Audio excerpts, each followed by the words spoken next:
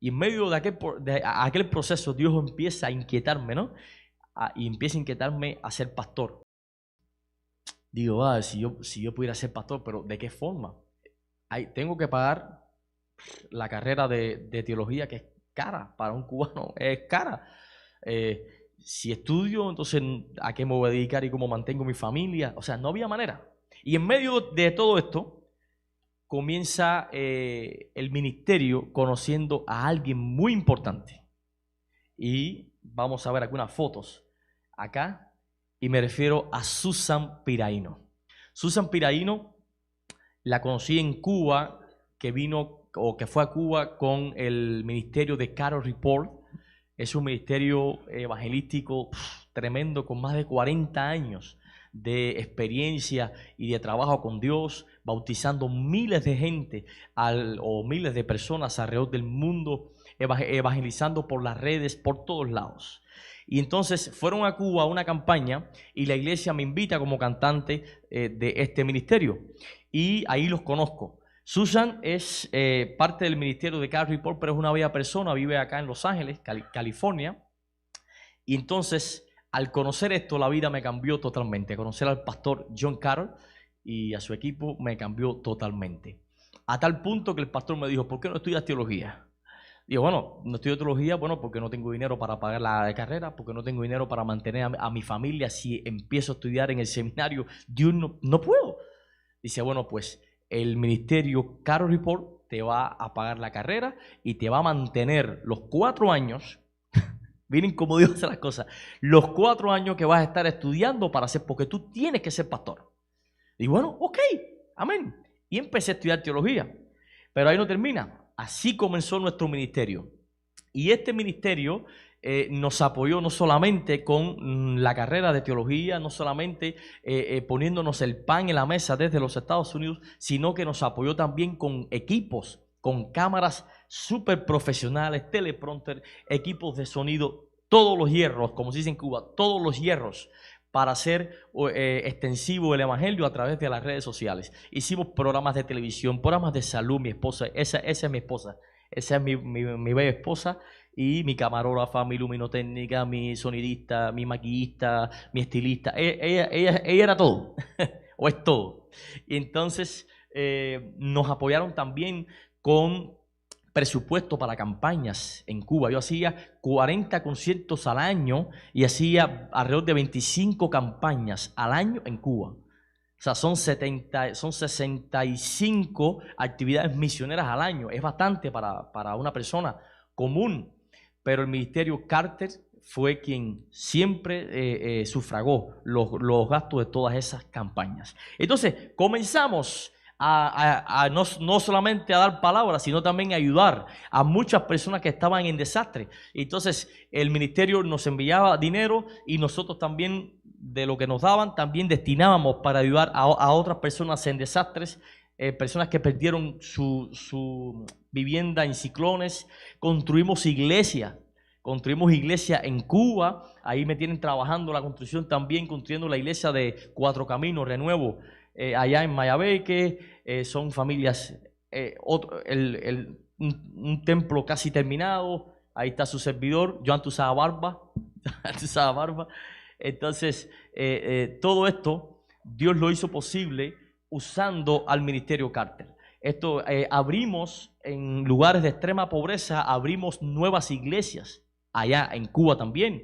Ahí está el presidente de la conferencia de allá de La Habana, el pastor Roberto Hernández, y el tesorero y secretario, el pastor Bernardo, orando por una nueva casa culto, una nueva iglesia que iba a nacer en una zona. Bueno, hay muchas fotos.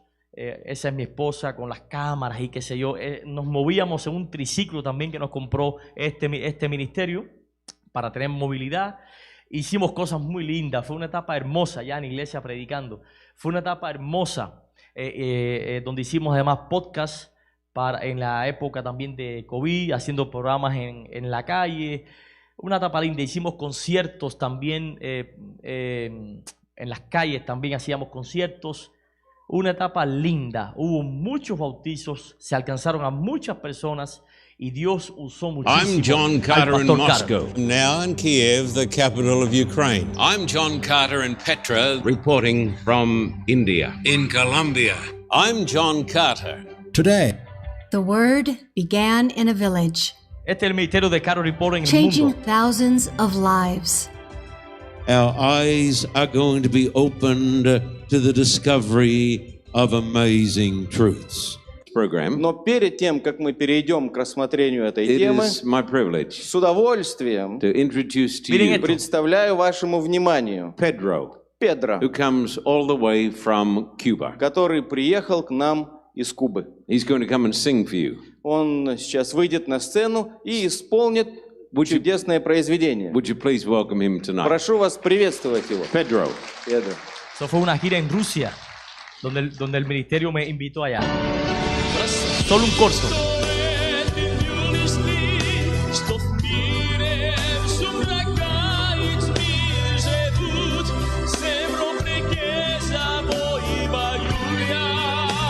Puedes cantar y proclamar.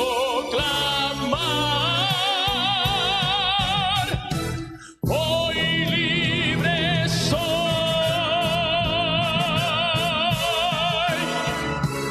Hoy libre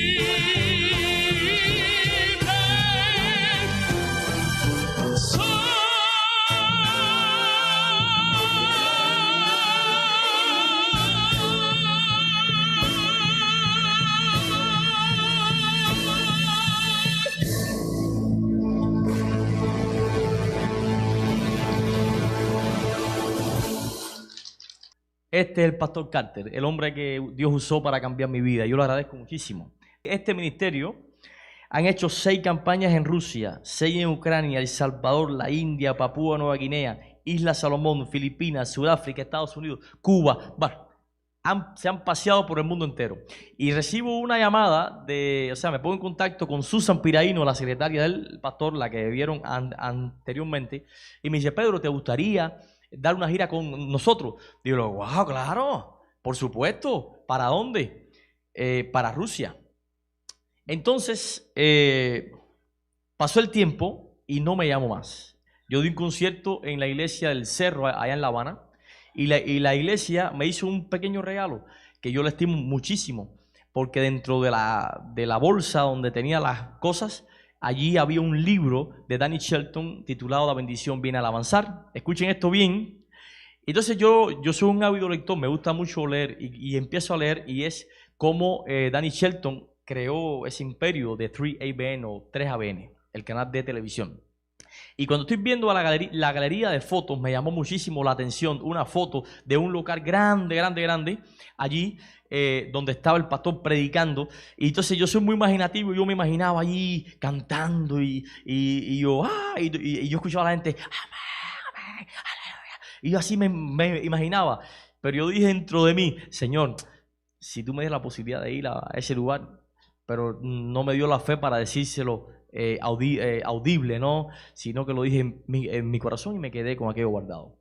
Poco tiempo después me llama Susan y me dice: bueno, está aprobado, vas a ir con nosotros a la gira. ¿Dónde es? No, en Rusia. Oh, qué bien. ¿Y qué tengo que hacer? Dice: bueno, tienes que aprenderte un repertorio en ruso. Familia, cuando al cubano le hablan de viaje, hace lo que sea. Digo, bueno, pues cantamos ruso entonces. Dice: sí, pero es que tienes un mes. Digo, ¿un mes? En un mes yo te hablo ruso, tagalo, mandarín, lo que tú me digas. Y bueno, me mudé para Pinar del Río. Yo vivía en La Habana y ahí estudié con una rusa que me ayudó. Y entonces, cuando llego a Nizhny Novgorod, una provincia, un estado de Rusia, al lugar donde íbamos a tener la campaña, el pastor, y bueno, yo lo iba a acompañar también como cantante. Resulta que veo el auditorio, en el ensayo, veo el auditorio, y era el mismo auditorio que yo le pedí al Señor en silencio hacía un tiempo atrás cuando lo vi en el libro. Yo ahí las lágrimas se me salían y la gente: ¿pero por qué llora? Y yo decía: no lo vas a entender, no lo vas a entender. O sea, el amor de Dios, la misericordia de Dios fue más grande que mi pobre fe. Yo no tuve fe para decirle: Dios mío, llévame ahí. No tuve fe, sinceramente. Yo no soy Pablo ni soy Abraham. Pero lo sentí en mi corazón y calladito le dije: Dios mío, si yo pudiera estar ahí, si tú me llevarás. Y Dios me llevó ahí. Esa es la misericordia de Dios. Tienes un imán para las bendiciones de Dios. Métete eso en tu cabeza. Eres un hijo de Dios Altísimo. Mereces todos los regalos del cielo. Tanto así que vas a heredar la tierra prometida. ¿Ok? O sea, Dios, si me dio la posibilidad de estas bendiciones, entonces en la medida que Dios me ha ido bendiciendo, me he ido haciendo más fuerte, porque he entendido que del mismo modo que Dios me ayudó en el pasado, me seguirá ayudando en el futuro, y que no hay problema que Dios no pueda resolver, no hay enfermedad que Dios no pueda resolver, no hay matrimonio que Dios no pueda arreglar, no hay herida que Dios no pueda sanar. Y bueno, pasó el tiempo y me fui afianzando más como artista para Dios, artista cristiano. Y Dios me fue bendiciendo aún más. Y me gradué como pastor y cambiaron las cosas en mi vida. Empecé a ver las cosas de un modo distinto. Empecé a ver la mano de Dios distinta. Empecé a recibir esa bendición de ser nombrado ministro del Evangelio. Y eso es un gran privilegio. Eso es más importante que ser presidente de un país. Entonces, bueno, una vez oramos mi esposa y yo, porque todo cubano quiere viajar por el mundo. Yo le decía, Dios mío, queremos ir a los Estados Unidos.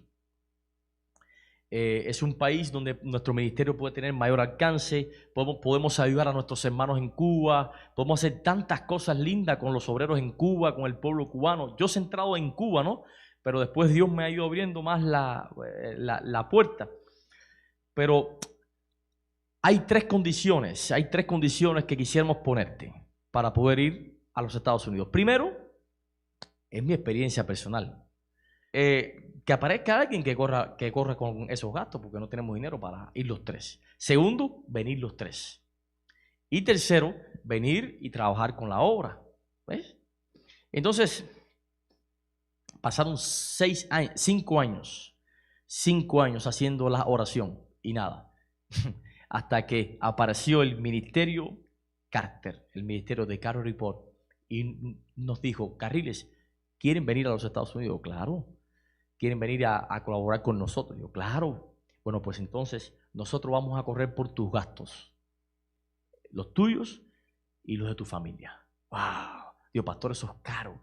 Dice, nosotros buscaremos la forma y Dios abrirá puertas. Y el Señor encontró la manera de bendecir a ese ministerio y trasladaron todo ese dinero para que nosotros pudiéramos estar en este país.